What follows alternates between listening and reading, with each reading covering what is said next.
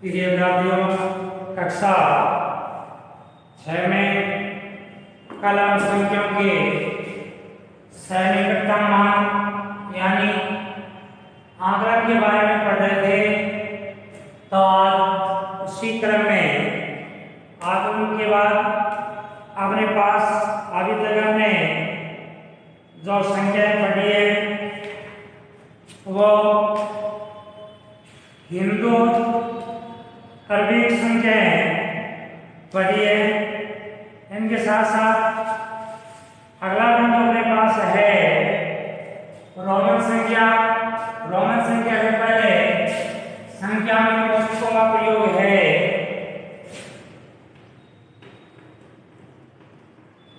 यानी कोष्ठकों का प्रयोग।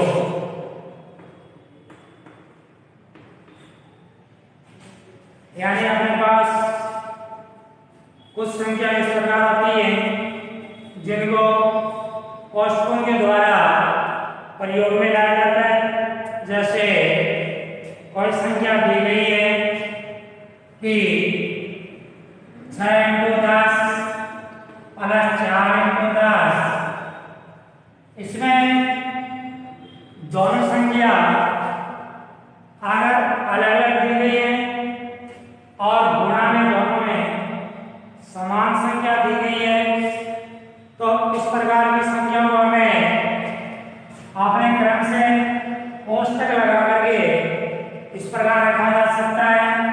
6 + 4 कोष्ठक × 10, तब ये 10 × 10 बराबर 100 एक साथ गुणा के रूप में प्राप्त हो जाती है। कोष्ठक का अर्थ है कि सबसे पहले जो कोष्ठक में रखी हुई संख्या है उसको एक सम संख्या में बदला जाए। उसके बाद कोष्ठक के जो बाहर वाली संख्या है उसके साथ जोड़वा गुणा बाकी जो भी क्रिया हो वो की जाए। सबसे पहले इसका मुख्य कारण कोष्ठक लगाने का यही होता है कि कोष्ठक के अंदर वाली संख्या को सबसे पहले हल किया जाए। कोष्ठक भी तीन प्रकार के होते हैं। ये छोटा कोष्ठक, ये मझला कोष्ठक और ये बड़ा कोष्ठक। कोष्ठक तीन प्रकार के होते हैं। अगर एक ही पद है तो हमें उसको छोटे कोष्ठक में लगा देते हैं। यदि हमें कई पदों का प्रयोग करना है तब हमें उसके साथ छोटे के साथ मझला कोष्ठक भी लगा देते हैं। यदि हमें और अधिक संख्या अपने पास पद अधिक मात्रा में है तब हम उसके साथ बड़ा कोष्ठक लगा देते हैं। इन कोष्ठकों का क्रम से ही हटाने का नियम बनता है। अगर तीनों कोष्ठक किसी सवाल में एक साथ लगाए गए हो तो सबसे पहले बड़ा कोष्ठक रखेगा। बड़े कोष्ठक के अंदर वाली संख्या को हल करके बड़ा कोष्ठक रखा जाएगा।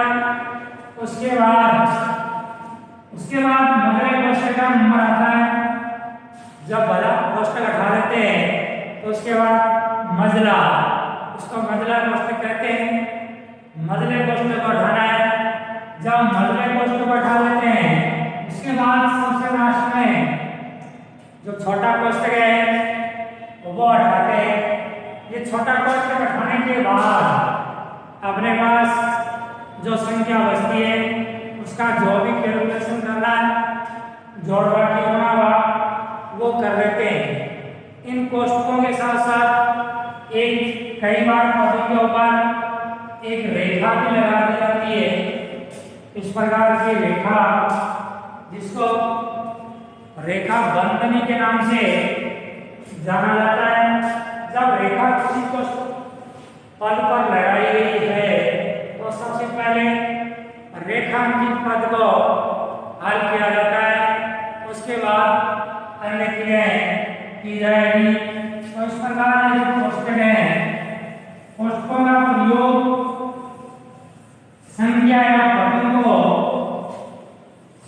रोमन रूप में व्यक्त करने के लिए यानी अलग दर्शाने के लिए किया जाता है, ताकि ये पद पहले हल किया जा सके और एक साथ दो पद होने के कारण उसमें अलग अलग कोष्ठक लगाया जाता है। कोष्ठकों का प्रयोग करने के बाद अपने पास दूसरा बिंदु आता है रोमन संख्याएं।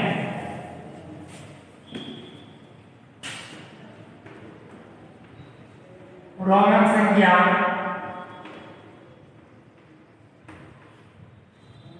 अभी तक हमने जो संख्याएं प्रतिदिन हम लिखते हैं और पढ़ते हैं उनमें हिंदू और अरेबिक संख्याओं का प्रयोग होता है, इसी पद्धति को काम में लेते हैं। लेकिन हमें कई बार उन संख्याओं के स्थान पर रोमन संख्याओं का भी प्रयोग करते हैं, जैसे पहली कक्षा लिखते हैं, दूसरी कक्षा लिखते हैं, तीसरी कक्षा लिखते हैं, और रजिस्टरों में रोमन संख्या का प्रयोग किया जाता है। तो रोमन संख्याओं जैसे कई घड़ियां जो होती है उन घड़ियों में भी रोमन संख्याओं का प्रयोग किया जाता है, जैसे एक को दर्शाने के लिए, दो को दर्शाने के लिए, तीन को दर्शाने के लिए, ये चार को दर्शाने के लिए, ये पांच को दर्शाने के लिए, ये छह को दर्शाने के लिए, ये सात, ये आठ और ये नौ, इसके बाद ये 10। तो इस प्रकार ये जो रोमन संख्या है इन संख्याओं का प्रयोग भी हमें करते हैं। तो विद्यार्थियों के लिए इन रोमन संख्याओं का प्रयोग भी आवश्यक है।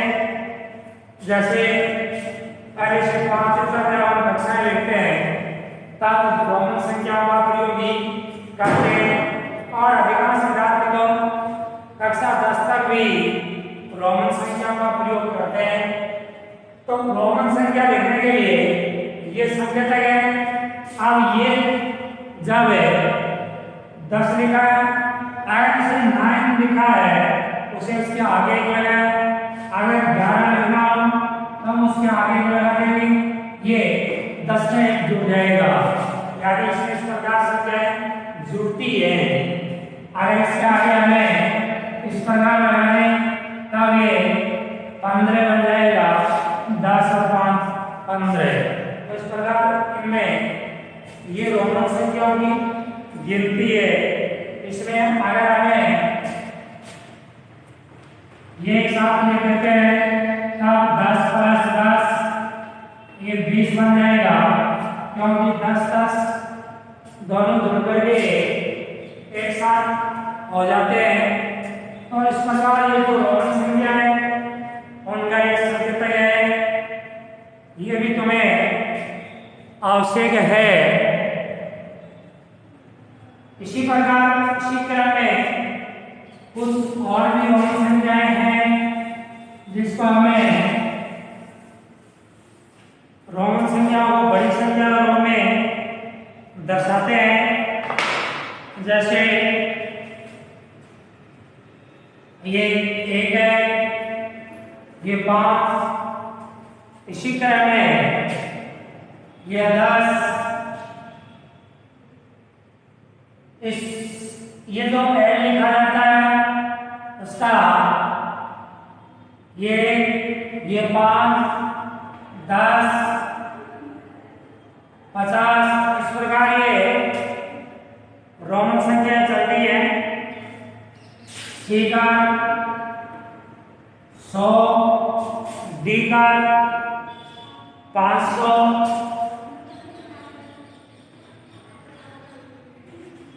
और इसके साथ ही M का 1000। इस प्रकार ये रोमन संख्याओं के संकेतक हैं जो क्रम से चलते जाते हैं।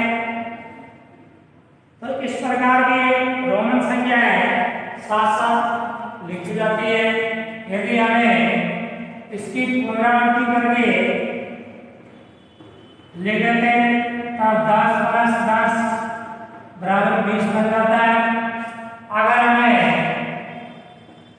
ये लिख देते हैं तब ये 60 में विभाजित हो जाता है। तो इस प्रकार हमें संख्याओं के साथ आगे और पीछे संख्या जोड़ने पर इसका मान बढ़ता जाता है।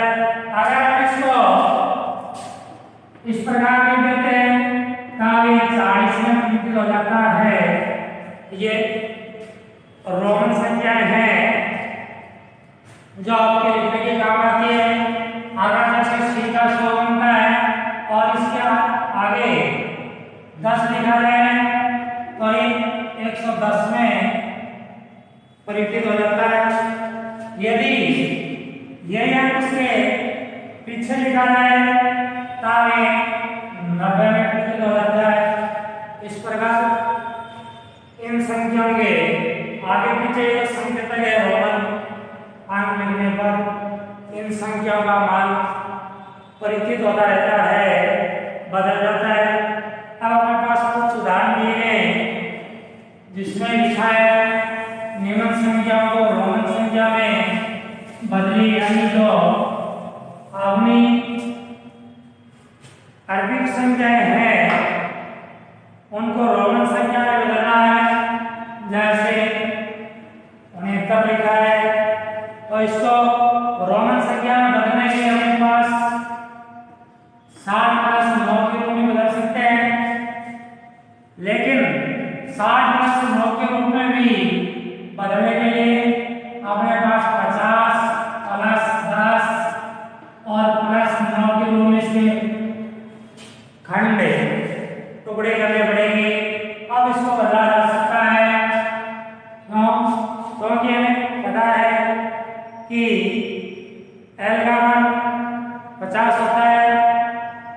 तो ये इसके जगह ये 50 लिखा, ये 10 साथ में जोड़ा और उसके बाद ये 9 इसके साथ जोड़ा और ये संख्या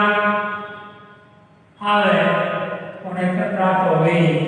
तो इस प्रकार इन संख्याओं को इस प्रकार लिखा जाएगा। जैसे दूसरा बिंदु दिया इसमें 98, इसको रोमन संख्या में बदलना है तब इसको हम बदलेंगे 90 + 60 दो खंडों में हुआ। 90 + 8 को फिर दो खंडों में करते हैं। 100 - 10 + 8 यानी 100 में से 10 घटा करके तो 100 किसका मान है ये तुम्हें देखना है।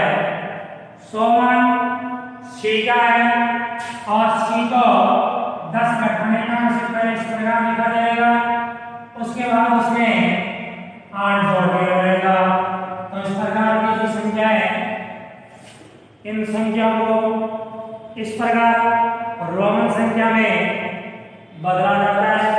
और ये तुम्हें रोमन संख्या बदलने के लिए जो मैंने मुख्य संकेतक बताए वो तुम्हें ध्यान में रखना। 1 से 10 तक x का 10, उसके बाद है C का L का 50, C का 100, D का 500, M का 1000।